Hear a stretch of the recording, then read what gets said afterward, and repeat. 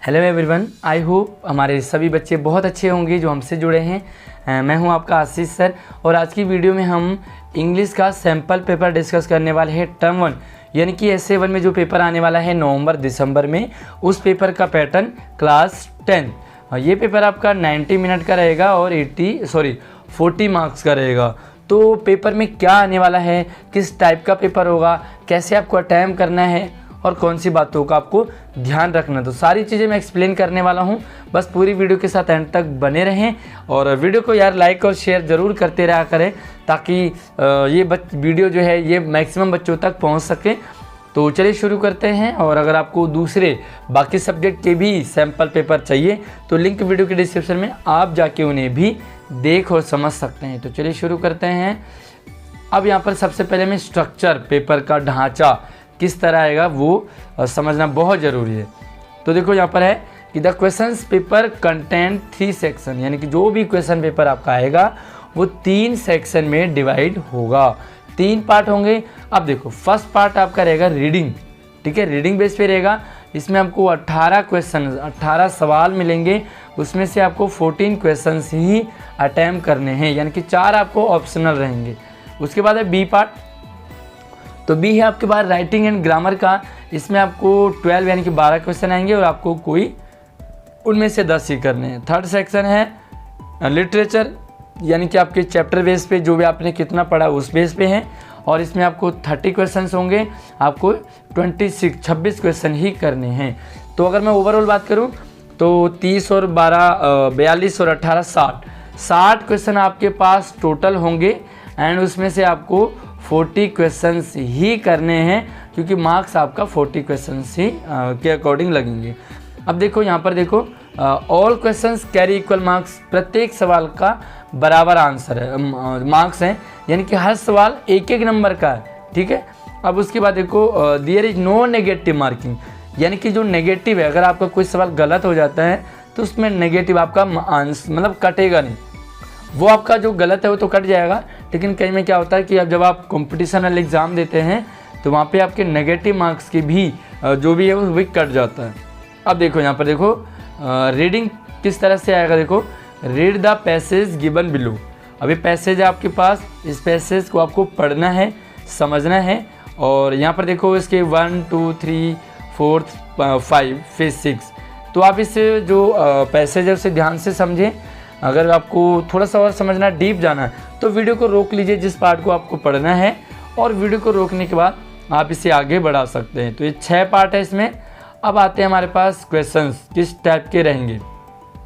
चलिए based on your understanding of the passage, यानी कि जो भी आपने ऊपर पैसेज पढ़ा उसके बेस पर यहाँ पर ये क्वेश्चंस हैं। Answer any 8 of the 10 questions, आपको कोई 8 अटैम्प्ट करने हैं 10 में से, यानी कि 10 के 10 नहीं करने, 10 सवाल हैं लेकिन आपको 2 ऑप्शन है, आप चाहें तो 2 को छोड़ सकते हैं, 8 करेंगे तो आपको पूरे मार्क्स मिलेंगे। चलिए पहला सवाल है question number, according to the author what from the following is the greatest lesson being taught by nature, यानी कि इसे ऑथर के अकॉर्डिंग, जो भी लेखक हैं उनके according what from the following, इन चारों में से 4 ऑप्शन है, देखो 1 2 3 4, तो ये 4 ऑप्शन है, इनमें से जो ग्रेटेस्ट लेसन क्या है जो भी हमें नेचर ने पढ़ाया, ठीक है। तो अब आपको क्या करना है, देखो 4 ऑप्शन है, चारों में से कोई एक सवाल सही है आपका, उस सही वाले को आपको चूज करना है। चलिए तो इसी तरह से आपके पास सेकेंड क्वेश्चन है और सेकेंड क्वेश्चन के भी यहाँ पर 4 ऑप्शन है। आपको जो सवाल अच्छे से देखना समझना है वहाँ पर वीडियो को रोक लीजिए, फिर उसके बाद कंटिन्यू कीजिए जब आपका आंसर आ जाएगा। तो आपको पेपर को अटैम्प्ट करना है, पूरे पेपर को, तभी आपको समझ आएगा। उसके बाद देखो थर्ड क्वेश्चन है, उसके बाद देखो फोर्थ है, सभी के 4 ऑप्शन है। तो मैं आपको यहाँ पर इसे जल्दी जल्दी ले जाऊँगा ताकि आपको पूरा पेपर समझ में आए। और देखो पूरा पेपर अगर हम अटैम्प्ट कर पा रहे हैं तो आप ये समझिए कि आप एग्ज़ाम में भी अच्छे से कर पाओगे। और अगर आपको जिस पार्ट में थोड़ा सा वीकनेस लगे, कमजोरी लगे अपने आप में कि भाई मैं ये वाला पार्ट नहीं कर पा रहा हूँ, नहीं कर पा रही हूँ, उसे आप 1 बार 2 बार 3 बार ज़रूर दोबारा से समझिए, पढ़िए। छठा सवाल है इसी तरह, 7वां है, 8वां है, 9वां है और इसी तरह हमारे पास 10 क्वेश्चंस होंगे। अब 10 के बाद हमारे पास जो 11वां है वो है आपके पास फिर से पैसेज। तो read the passage given below. अब एक और पैसेज आ गया आपके पास, इसे भी आप पढ़ें। और यहाँ पर ये जो पैसेज है ऑप्शनल नहीं है, यानी कि ऐसा नहीं कि या तो ऊपर वाला करे या नीचे वाला, आपको दोनों करने हैं, ठीक है। अब पैसेज आप यहाँ पर पढ़ लीजिए, ध्यान से पढ़िए इसे, क्योंकि क्वेश्चंस के जो आंसर है ना वो आपने ही देने हैं और इसी टाइप के आपको वर्कशीट में भी प्रैक्टिस करवाई गई है। तो आप वर्कशीट को भी आप ध्यान से देखें समझें। अगर आपको किसी भी पार्ट में किसी भी चीज़ में डाउट रहता है तो आप मुझे कमेंट कर सकते हैं, मैं कोशिश करता हूँ आपके हर एक सवाल का जवाब देने की। तो based on your understanding the passage answer any 6 out of 8 question. तो 8 सवाल है, इसमें आपको 6 ही करने हैं, तो 8 ऊपर के 6 ये पूरे आपके हो गए 14 सवाल। तो देखो ये क्वेश्चंस हैं, आप इन जो प्रश्नों को ध्यान से देखिए समझिए और जो भी क्वेश्चन का मार्क्स है ऑप्शन है उसे आप ध्यान से समझेंगे। तो 17 है और ये 18, तो इस तरह से 18 में से आपको सिर्फ 14 ही करने हैं। अब दूसरा पार्ट आ गया आपके पास ग्रामर एंड रीडिंग का। क्लियर है? अब ये स्क्रीन पे आपके हैं ग्रामर का, थोड़ा सा इसे मैं हल्का सा जूम आउट कर लेता हूँ। आंसर यानी 5 सवाल के ही आंसर देने हैं ऑफ द 6 क्वेश्चन, यानी कि जो 6 सवाल हैं उनमें से एक आपको ऑप्शनल है, 6 में से आप 5 सवाल इसके करेंगे। और आप हर एक सवाल को यहाँ पर ध्यान से देखते रहिए ताकि आपको जिस सवाल को पढ़ना, थोड़ा सा देखो वीडियो रोकिए, क्योंकि अगर मैं इसे टाइम दूंगा हर प्रश्न को पढ़ूंगा तो बहुत लंबी वीडियो आपके लिए हो जाएगी, वो बोरिंग भी आपको लग सकता है। हालांकि एग्ज़ाम है, पेपर है, देखना तो है, चाहे आपको बोरिंग लगे चाहे जैसा लगे। तो आपको यहाँ पर देखो जो भी सवाल समझना है उससे आप वीडियो को रोक लीजिए। अब आपके पास आ गया रीडिंग और ग्रामर और राइटिंग है। यहाँ पर देखो any 5 answer any 5 out of 6 question given below. यहाँ पर भी आपको सेम 6 सवाल दिए हैं, आपको 5 ही करने हैं और ये आपको थोड़ा सा राइटिंग बेस पर है। जैसे आपको एग्ज़ाम में लिखने के लिए आता था, तो यहाँ पे देखो यू आर द देवाश्री, आप देवाश्री हैं। यहाँ पर स्टेटमेंट है, इसे पूरा पढ़ें। ऑप क्या लिखा है, सिलीगुड़ी आसाम के हैं आप, तो स्टेटमेंट है उसे देखेंगे और उसके बेस पर आपको यहाँ पर क्वेश्चंस हैं, तो आपको इनमें से कोई 5 सवाल ही करने हैं।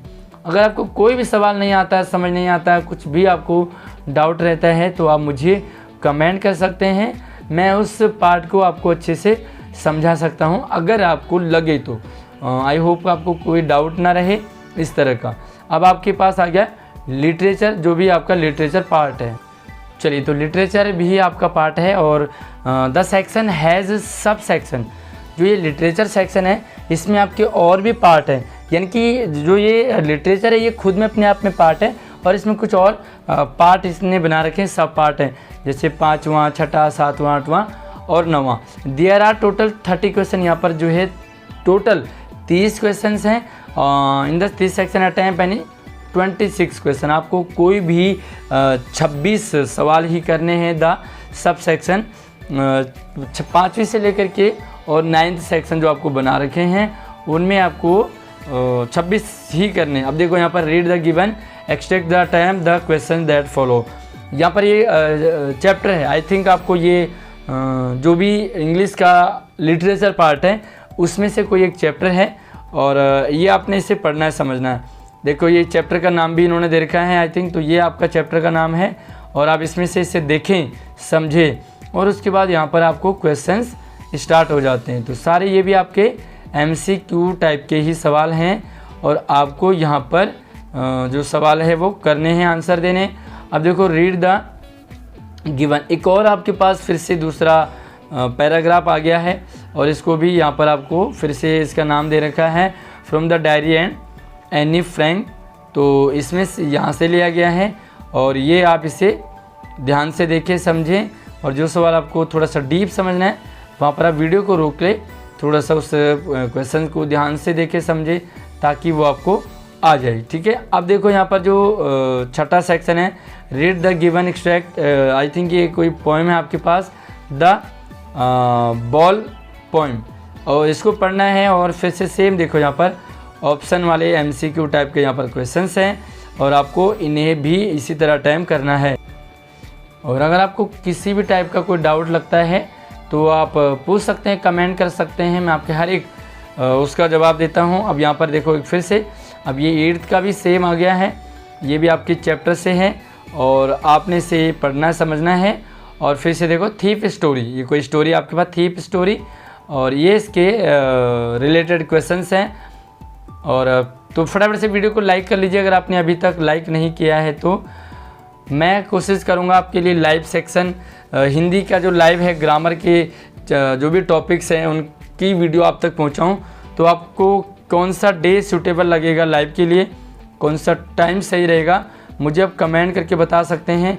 अपने स्कूल का भी बताएं आप किस स्कूल में पढ़ रहे हैं, ताकि मैं जो भी लाइव सेक्शन है वो आपके लिए ठीक से रख पाऊँ। और ये देखो इसके बाद आपके पास ये पैसेज से रिलेटेड सवाल हैं और इस तरीके से आपके पास 9th जो सेक्शन है वो रह गया शायद, ये आ गया। तो ये 9th वाला है, अटेम्प्ट द फॉलोइंग। कोई ज़्यादा नहीं, यहाँ पर जो है जो भी आपका चैप्टर है उससे रिलेटेड यहाँ पर ये क्वेश्चंस पूछे हैं, तो आप इन्हें भी आराम से अटेम्प्ट कर सकते हैं। तो आई होप आपको क्वेश्चन पेपर आसान लग रहा होगा। कैसा लग रहा है आपको, पेपर आसान है या टफ़ है, मुझे कमेंट में बताएं, ताकि ये हमें भी लगे कि हाँ भाई कितना बच्चों को समझ आ रहा, कितना बच्चे कर पाएंगे, ताकि एक आइडिया लग जाता है कि पेपर इजी है या टफ़ है। तो आई होप आपको पूरा क्लियरली समझ आ गया होगा कैसे आपको पेपर करना है। यहाँ पर आप ध्यान दीजिए, क्योंकि 60 सवाल हैं, करने 40 ही है, टाइम आपके पास बहुत है, क्योंकि आपको गोले ही तो करने हैं, तो 1.5 घंटा है। आप ध्यान से उसे देखें, समझें, पढ़ें, उसके बाद ही ऑप्शन को टिक करें। जो आपको नहीं आता उसे छोड़ दीजिए, क्योंकि 60 में से 40 करने, तो 20 तो आपको छोड़ना ही है। तो 20 आप वो छोड़ें जो आपको बिल्कुल नहीं आते। बाकी आई होप कि आपके 40 में से 40 आ जाएं। कटने का कोई भी लॉजिक नहीं है, क्योंकि यहाँ पर राइटिंग भी नहीं देखी जाएगी, बस आपका अंडरस्टैंडिंग देखा जाएगा। सारे क्वेश्चन आपको MCQ टाइप के हैं, तो आपको ज़्यादा प्रॉब्लम भी नहीं आएगी। तो आई होप आपके मैक्सिमम 40 मार्क्स आ जाएंगे। कैसे लगी वीडियो मुझे कमेंट करके बताएं। अगर आपको दूसरे सब्जेक्ट के सैम्पल पेपर चाहिए तो लिंक वीडियो के डिस्क्रिप्शन में है। लाइव सेक्शन का जो मैंने आपसे पूछा है कब रखना चाहिए, कौन सा टाइम डेट है, वो आप ज़रूर कमेंट करके बताएं। नई वीडियो में नए अपडेट के साथ मिलते हैं। हमारे चैनल को सब्सक्राइब कर लीजिए ताकि आप लाइव सेशन अटेंड कर पाओ, और जो भी आप अपने दूसरे साथियों को भी शेयर कीजिए, ताकि वो भी हमसे जुड़ सकें और हमारे लाइव सेशन में हम आपस में क्लास ले सकें। धन्यवाद।